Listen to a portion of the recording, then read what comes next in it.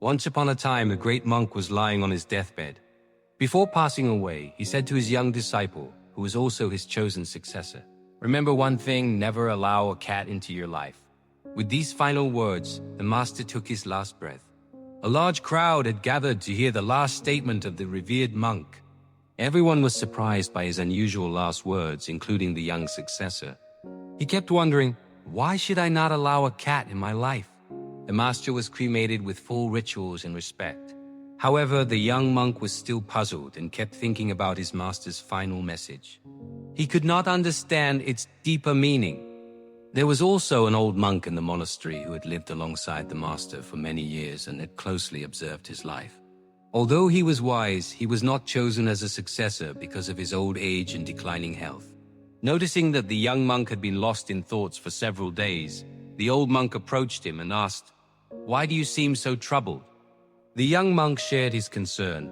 "Before dying, the master told me not to allow a cat in my life, and I don't know what he meant."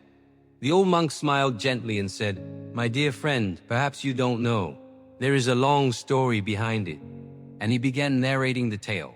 A long time ago, when the master was a young man, he renounced his home, wife, and children to seek the truth. He went deep into the forest and started living near a small village. Every day he would go to the village to beg for food. The villagers were pleased to have him in their village. They often sought his guidance, and out of respect, they built a small bamboo cottage for him to live in. The monk had only 2 pieces of clothing. But a problem arose when rats began to enter his cottage and chew on his clothes. This caused great trouble for the monk. He shared his concern with the villagers. One of them suggested, "Why don't you keep a cat? It will drive the rats away." The monk found the idea sensible and accepted a cat from the villagers. As expected, the cat kept the rats away. But now a new problem arose. He had to feed the cat. For that, he had to go to the village several times a day to ask for milk.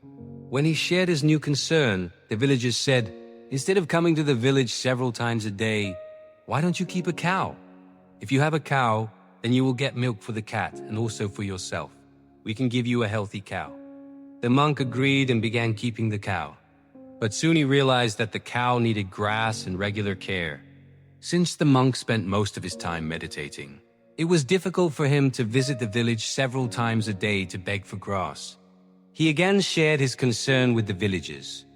The villagers said, "It does not seem right that a monk like you begs for grass every day. You should have someone to help you." They proposed a solution and said, "There is a widow in our village. Her husband has passed away and she has no family. If we ask her, she would be happy to serve a monk like you. She can take care of your cow, your cat, and even you. We will also clear some land beside your cottage so that she can grow grass and vegetables there." The monk found nothing wrong with the idea. The villagers spoke to the widow, and she readily agreed. She moved into the cottage and began managing everything, feeding the cow and the cat, maintaining the hut, cooking meals, and working in the small field. She worked with great dedication. The monk, seeing her efforts, started helping her in the field. Slowly, they began spending more time with each other, working side by side. Eventually, their bond started to deepen. The woman was beautiful and the monk was young. They were living under the same roof, and it was only a matter of time before they developed feelings for each other. Their relationship turned intimate, and ultimately the woman became pregnant. After a few months, she gave birth to a child. The monk, who once meditated all day, now worked tirelessly in the field to feed his family. One day, after a long day of work, he sat down and thought, "What happened to me? I had renounced my family and the world to seek the truth. But this is the whole world again. I am once again living the same worldly life." It all happened so gradually that he had not noticed until the birth of the child. Then he realized it all began with the cat.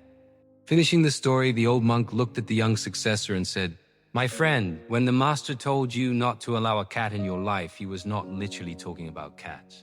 He meant never give your mind even the smallest indulgence or distraction. Because if you do, it will slowly take over your life without you even realizing it."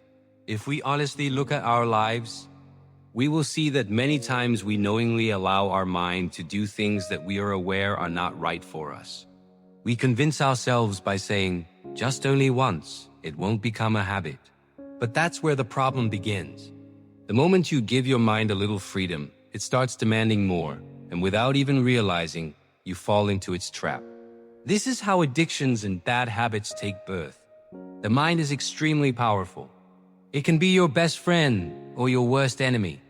A well-controlled mind can take you anywhere you wish to go, while an uncontrolled one can drag you into places you never wanted to be.